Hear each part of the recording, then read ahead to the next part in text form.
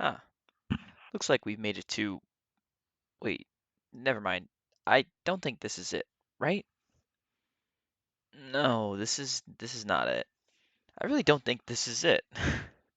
Anyways, I mean, we can just get on with the things as we keep walking along, as I need something to break this up. Hisao Nakamura is a new artist introduced into Aquapolis, who worked on 6 cards, being the Jinx, which shoots water as it slams into the ground, the Caesar, which punches through the ground and looks forwards, and the Scyther's scythe pushes forward, and the one behind it hangs down, as it looks super upset. The Chinchou rushes forward with an upset anger, and bright red light oozes off of the lights of the Chinchou. The Drowsy sleeps smiling, as it's surrounded by foliage, and a clock tower can be seen in the back. The Horsey is sleeping on top of a shelter, which looks angrily up at it, as there's kelps and rocks in the background. For a new artist, Nakamura's artwork is really nice, and I specifically really love the Horsey. Hikaru Koike is not an artist who's new, but this is their first time working on an actual Pokemon for a main series set, being the Elekid, which shoots out so much voltage out of itself. Sparks can be seen shot out of it as it looks upset and looking up. The Magneton has these really wonderful dark colors with dark shading and a power plant in the background.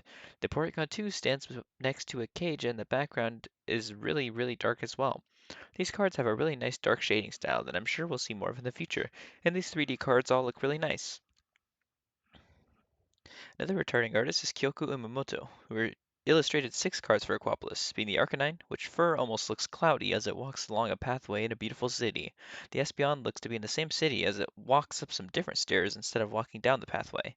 The Vileplume stares at its own reflection as a water droplet falls down from a leaf above it. The Gloom sleeps as it sits on a tree, with mountains and an ocean in the background. The Growlithe seems to be in the same area as the Arcanine and the Espeon, but on a different staircase. And finally, the Oddish coasts on the water on a leaf, as the moon illuminates silver that highlights the Oddish.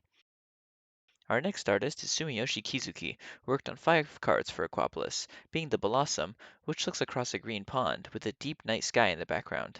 The Executor jumps around with some deep field in the background, with an orange sky. The Golduck looks to have just come out of the water, as a lighthouse blares its light sweeping across the screen. And the Sea King swims along as it looks to the left, and vibrant colors are all over this card. Finally, the Execute is in the same field that the Executor was in, but these ones are all jumping around, with some smirks, some sleeping, very random, but very purposeful. I like the Kizuki cards because of their ever-evolving and changing style. Our next artist is Shinichi Yoshida, who worked on 6 cards for Aquapolis. And first, we'll start with the Ampharos, which smiles as it sits on top of a hill, and then the Gyarados, which looks upset as it looks to the left. The Flaffy stands to the left, with a big tree in the background. The Magnemite looks up as it's surrounded by electricity, and the Ponyta dashes forwards. The Electrodes floats around as it smiles deviously with the night sky and stars in the background. Our next artist is Kagemaru Himeno, who worked on 8 cards for Aquapolis, being the Azumarill, which sits on a boat and looks up as it smiles, the Ninetales, which prances with another Ninetales, the Sudowoodo, which comes with a squad and walks past apricorns, the Togetic, which looks to match the Azumarill, the Marowak, which holds up its bone as it looks up, the Nidorino, which seems to be fighting with another Nidorino, the Smoochum, which sits there to be in a which looks to be in the same city as a Togetic, and the Aipom, which grabs an apricorn from a tree. These cards all have that nice Himeno shading to them, and are all quite cute. Our next artist is Atsuko Nishida, who worked on 8 cards for Aquapolis, being the Entei, which prances as its fur looks cloudy and flowy, the Kingdra, which swims in the depths of the ocean, the Suicune, which looks to the left, the Furret, which stands on a different Furret, the Wooper, which is really sad for some reason, the Chansey, which looks at a machine, the Horsey, which can be seen standing near a different Horsey, and the Houndour, which prances along with a devious look on its face. These cards really show off Nishida's skills in shading and show off what unique and specific cards Nishida is able to create. Our next artist is Hajime Kusajima, who worked on 8 cards for Aquapolis, being the Houndoom, which is one of the most gorgeous cards I've ever seen before, with it all balled up standing on top of a mountain with a dead tree beside it, and a sky going from a gradient from dark to light.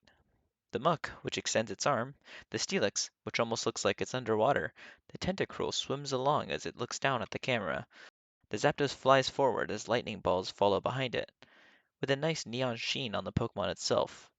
The Magnemite may be my favorite card in the whole entire set. I love how its eye reflects off the light, with a deep shading and wonderful colors. The onyx looks back towards the sun as it radiates onto the onyx itself. The tentacle swims along some shallow waters, reflecting against the surface. These cards are some of the most beautiful cards that the TCG has seen so far, and I love all of them so much. Our next artist is Mitsuhiro Rita, who worked on 7 cards. The Dawn Fan, which bursts around a house. The Hypno, which eats the dreams of someone. And the Lantern, which irradiates the water that it swims in. The Quagsire seems to be in a similar area to the Lantern, but it looks back with a derpy face. The Umbreon is in a city, but at night, as it sits on top of a roof and looks across. The Seadra looks forward under the water, and light peaks below the water. The Remoraid, which shoots water upwards as it hovers on top of the water. Arita's artwork has always been amazing, and this is no different. Ah, we finally made it to the underwater city. I'm so glad that we're finally here. Now, we can talk about the remaining parts of this set, and Aquapolis is nearing its end. Naoya Kimura worked on 8 cards for this set. The Blissey looks really big as it smiles. The Houndoom shoots fire out of its mouth as it splashes around. The Nidoking swipes as the sun rises in the background. The Tyranitar stands straight up as lightning strikes in the back. The Pupitar is jumping up while looking super upset, and the Larvitar looks to be eating a rock. The Phampi looks up while it smiles, and, um, yes, we have something to talk about. So, remember when I said there were secret rares in this set? Yeah, we're not going to be talking about cards like the Shinings from the previous sets. We're actually going to be talking about a completely new gimmick that was created for this set alone, along with the next one. And that gimmick is Crystal Pokemon. So first, let's talk about the Crystal Lugia. This card is one of the holy lights of the Pokemon TCG. When you talk about vintage grails, this is like almost number 1 on the whole list, and it's a gorgeous card. Lugia screams as it looks up and its wings flap from side to side, up and down. The card is awesome, with its colored and semi-textured self, along with seeing some lightning in the background with some water below it. Our next artist who worked on Aquapolis is Mikio Menjo, who worked on the Energy Switch Trainer card, which has a close-up of Meryl and a water energy which is in the middle. But we're not here to talk about that, even though it is a cool-looking trainer card. We're here to talk about the Crystal Kingdra, which swims along the water with giant pillars in the background. This card is also quite gorgeous, which is, of course, something to note. I like how Kingdra looks forward. It looks quite menacing. And our final artist for Aquapolis is Hironobu Yoshida, who worked on just one card, which is the Crystal Nidoking, which is amazing. I love how intense it looks, and the effects mixed with the holofoil. The card is really awesome, and it's another vintage grail. It's also nice to see a Pokemon like Nidoking getting a form of a new chase card. Now, let's get over all these holo cards, which were put into the H1 through H32 subset, starting with the Ampharos by Shinichi Yoshida, the Arcanine by Kyoku Uemoto, the Ariados by Yoshida again, the Blossom by Sumiyoshi Kizuki, the Azumarill by Kagemaru Himeno, the Blissey by Naoya Kimura, the Electrode by Yoshida again, the Entei by Atsuko Nishida, the Espeon by Kyoko Imimoto again, the Executor by Yukiko Baba, the Houndoom by Hajime Kusajima, the Hypno by Mitsuhiro Rita, the Jumpluff by Yuka Mori, the Kingdra by Nishida's Get, Lantern by Mori, Magneton by Hikaru Koike, Muck by Kusajima, Nidoking by Kimura, Ninetales by Himeno, Octillery by Koki Saito, Caesar by Hisao Nakamura, Slowking by Ayakusube, Steelix by Kusajima, Suruwudo by Himeno,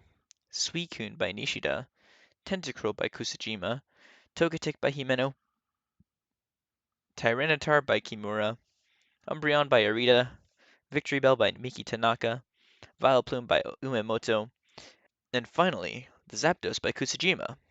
These holo cards are some of the most expensive and sought after holo cards in the entire vintage Pokemon era that we're in the WotC era, and all these cards have a good reason to be a holo card.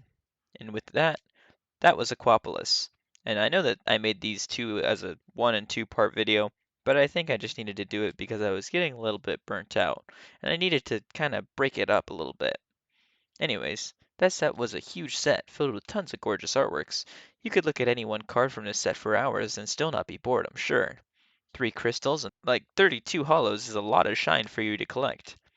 Anyways, my favorite cards in the set are the Magnemite, Crystal Lugia, of course, Umbreon, Zapdos, Arcanine, Espeon, Houndoom, both of the two Houndoom cards that people drew, Caesar, Tyranitar, the Horsey, and the Voltorb by Keiji Kinabuchi. Wow, that's a lot of cards that I can call my favorites. There are so many more cards in the set that I love. In our next set, we'll be reviewing Skyridge, and, we're gonna need to go to the legendary Sky Island for that, so wish me luck. Anyways, thanks for watching. Bye now.